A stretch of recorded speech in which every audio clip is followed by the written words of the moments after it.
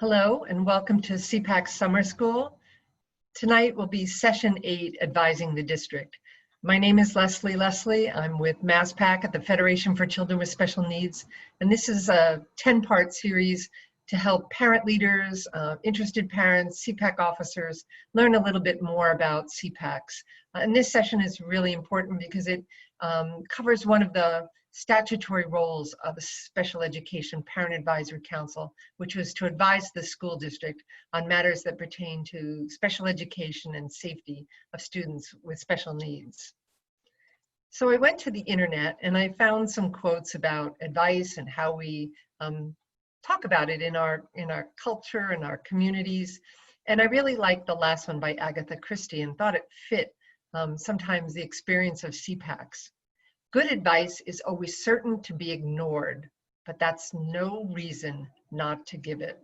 And I hope that CPACs take this as, words to live by, in that often the first time or the first couple of times that they offer their advice and their information and their concerns to decision-making groups within their school district, especially if they go in front of the school committee, they might feel that it's not being acted upon, that almost it's ignored. But I don't think that's any reason not to give that and not to make that presentation, because sometimes it just takes a couple of times to keep saying the same things to have people really hear and listen. So if that's words for CPACs to live by, is to give good advice and keep at it and don't give up. So tonight, the workshop objectives are to help you understand what the advisory role is under the law, hopefully to develop a plan to collect information to be able to give the advice in a organized way. I really am always hounding that you really should be building relationships within your community, and in this instance with your school committee. You should be weighing public versus private advice. When do you go public and when do you share information and advice with your district in a more informal setting, maybe in a meeting. I hope that you'll be able to create a report or presentation so that people listen and learn from the information that you have, and how to communicate effectively so that you will be heard. The CPAC does have a formal advisory role under the statute. It's to advise the school committee. So sometimes a district might say, well, we want you to interact only with the special ed administrator and channel all information through that person. But I think it's so vital that the CPAC actually report to the school committee, whether that's a verbal presentation at a school committee meeting or a written report that they send to all of the members of the school committee, and it's entered into the records of the school committee as public comment. And there are lots of ways that your advice can include recommendations to special ed administrators, superintendents, but your primary role is to be that systems-wide eye and ear, so that you can provide that advice to make the system work better. You can raise questions and not have all the answers, but it's bringing this information to a public dialogue, I think, is so important for CPACs. So we talked about you can raise questions, voice your concerns. Often the CPAC is asked to provide direct input into an issue, and you may be challenged to go out and get information so that the school committee is more informed on an issue. You can influence program decisions and sit on committees, subcommittees that are looking at different curriculum or different types of programs for students with special needs. And you can even recommend action should be taken in certain areas. I think the caveat is always that you're making recommendations. They have no real authority, and these are just kinds of opinions that you're bringing forward from parents in the community. And so there's an interesting kind of role that you're playing, that you're an advisory body to the school committee, but not a decision-making body. But how important is it that they hear the concerns and the issues as they make decisions? And I once again stress that these are system level challenges that are affecting students with disabilities. You may also partner with another parent group and bring forward other issues, especially now, like we're thinking about school safety and safety for students, for all students, for educators, so that CPACs could be part of that dialogue and providing advice to the school district on matters that pertain to the safety of students in a system. So I always think that you should start with a plan. I'm a list maker. I try to follow some sort of organized fashion. You can add things along the way and change things as you go, but setting out a plan, it also helps you kind of develop a timeline. How long is this going to take? What do we need to get the work done? So it helps focus the work of the CPAC. You'll go through that process of gathering input. Last week's session was all about understanding your district and data, so that we know that schools speak data and you need to bring data to the table. So getting that information, over a certain period of time to be able to be reflective of the concerns of families. You're out there, you're listening to the issues, the concerns, you're reading, answering emails, watching Facebook, social media posting. You're trying to get a sense of what's happening within your community. Because then you also have to prioritize. We said before that CPACs only have limited time and energy. They're volunteer officers that are elected, and that you need to prioritize those 1 or 2 issues that you're going to work on that year, bring forward, leave some room in case something else comes up during the year that you might have to address. Once you have all of this in place, I suggest that you create some kind of a draft, either of a PowerPoint presentation or a written report, and that you share it with some other people and you invite some feedback. Sometimes we're too close to an issue or too close to the circumstances, and we don't really get a sense of how is this reading. So having other parent members in your community read it, maybe share it with another CPAC officer in a neighboring community who has more experience in making presentations or doing reports, and get some feedback on what's working really well and maybe where you could kind of make some alterations or changes in your presentation. Then there's a plan there to present it. How are you going to share it within your community? You need to go ask for time on the school committee agenda to be able to have time to present and share your findings. And then I also think everyone should plan to reflect back on the whole process. What was successful, what was challenging, how would you do something differently? Because I think that's part of the most important part of the process, is that you improve as you go along. And there is a suggestion that CPACs make an annual report to the school committee, so you know you're going to do it again. So how are you going to do it a little bit differently, a little better, and more focused? It's all about how are you bringing information to the table to make it accessible for people to listen to and accept. And it's really around those relationships that you're going to be building with your school committee.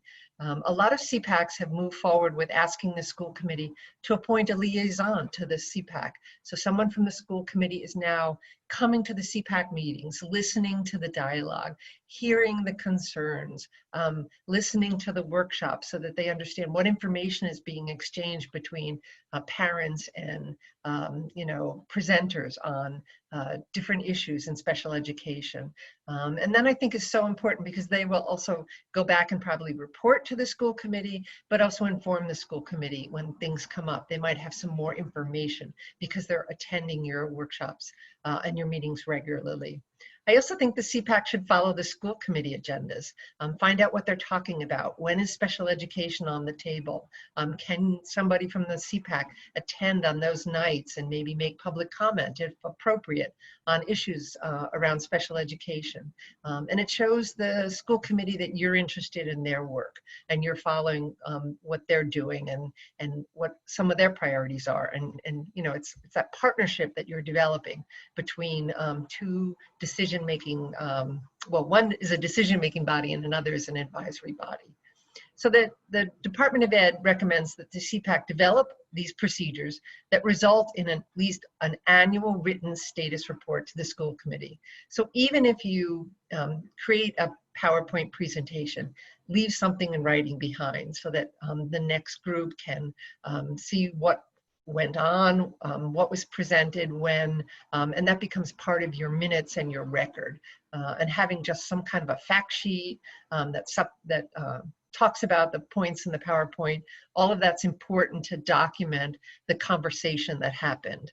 And then any follow-up that's required as a result of that presentation. That's all good information to document for future CPAC officers to learn from. So we talked a little bit about this, like the public versus private. When do you bring an issue just to the administrator or to the superintendent? So under the law, it states that the CPAC should be meeting regularly with school officials. And I think the purpose of that is to have that informal dialogue, to bring concerns immediately to the people who can address them and research them, find out what's going on. And so bringing them up in an informal setting allows things to kind of move forward more quickly, maybe.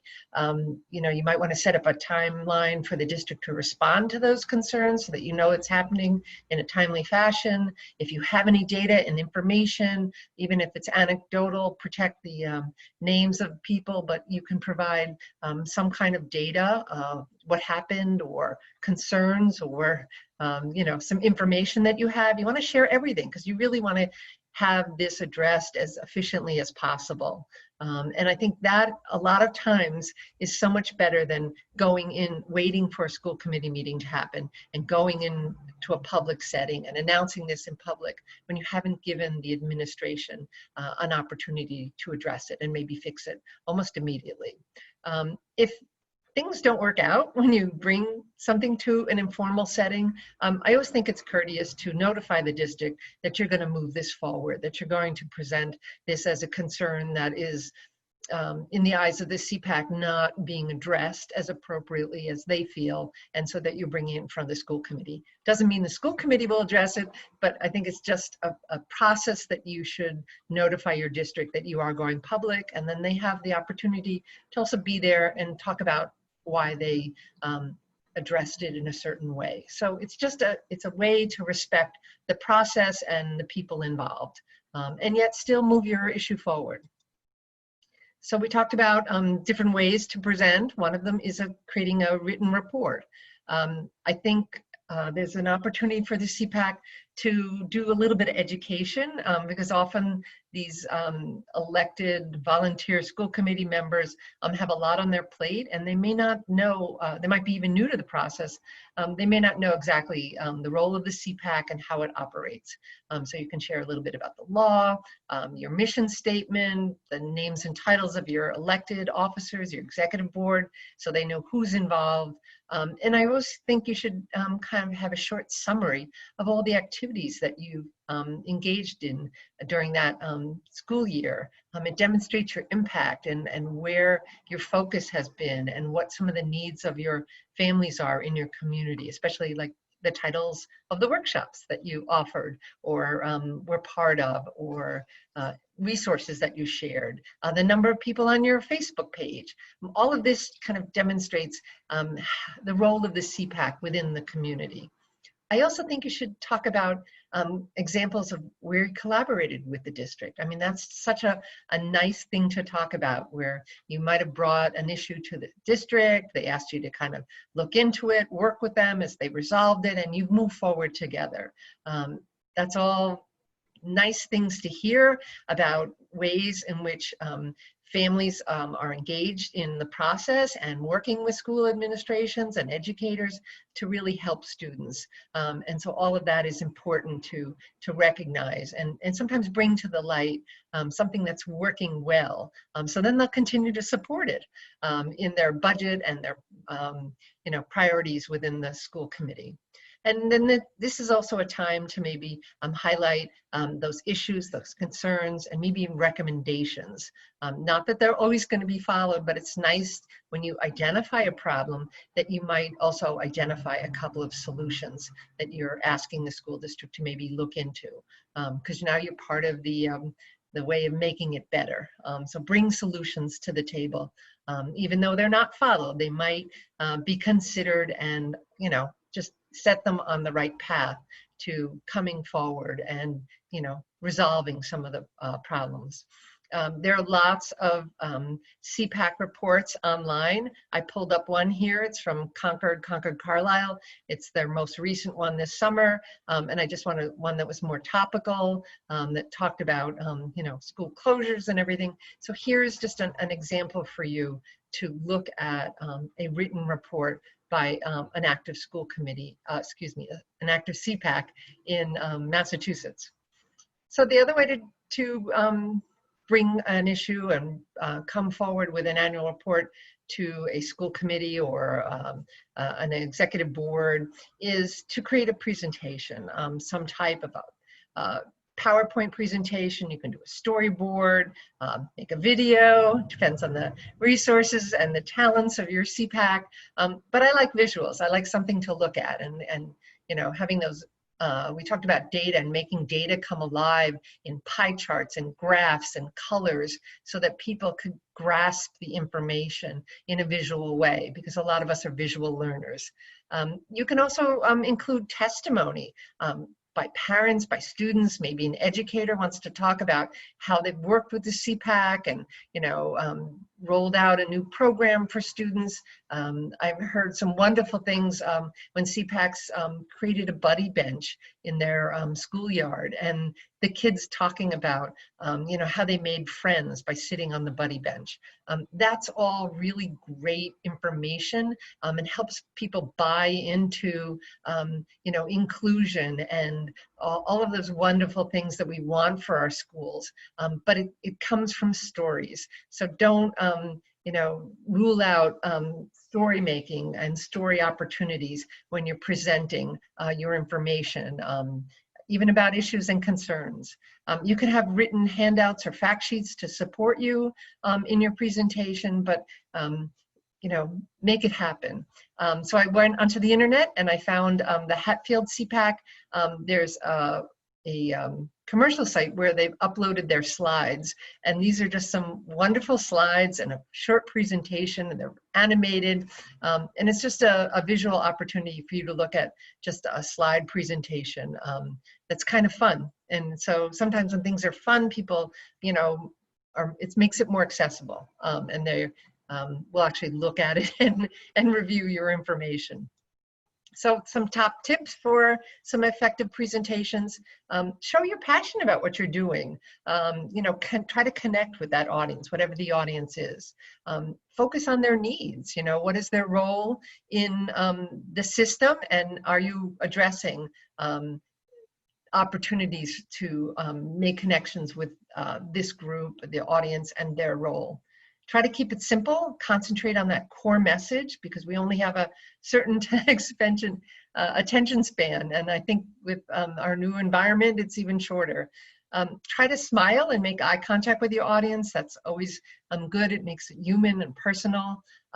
We're always told, I'm an attorney, and we're told to start our legal case with your strongest argument first, because people tend to have their attention drift. So if you really want to make a statement and really get out something in front of a group, put it up first and make a strong statement in the beginning about what your goal is and what your primary issue is. There's a 10, 20, 30 rule for any kind of presentation. Try to only have 10 slides, speak for 20 minutes tops, and use a 30-point type size for your text so that people can actually read it. I can't tell you how many times I've seen presentations where no one can read any of the information on the slide because it's too small. I'm a storyteller, so really try to weave stories into your presentations. I really think it makes it fun, interesting, different, and it's something people carry away. The numbers kind of all blend together. But when you have a story, you know, people will remember that and tell it to others. So stories are really important, and it's something to be practiced and really, you know, I think incorporated into all of your work.